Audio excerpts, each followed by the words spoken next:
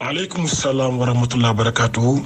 Haj Babacar delloo naa la nuyoo bi ak ziar bi nuyu naa sunu mbokk auditeurs yeeg auditrices yëpp ziar leen. jaajëf oustaz yóbbalu bés bi. waaw Haj Babacar ñaareelu yóbbal bi ci semaine bi dafay jëm rek ci koo xamante ni ki yàlla dogal na yeewu nga fajar ba nga dégg ñu nodd bu ñu noddee ba nga wax li nga war a wax ci nodd te loolu jàngale woon nañ ko ci sunu yóbbal yi paase nga def ñaan bi ñaan bu matale la ci yu bari di nga ñaanal ñi feebar di nga ñaanal ñi tawat di nga ñaanal sa bopp ñaan bi mooy dangay wax allahumma ishfi kulla maridin allahumma ishfi kulla maridin warham kulla mayitin wasrah sudurana washrah sudurana maa ngi koy baamtu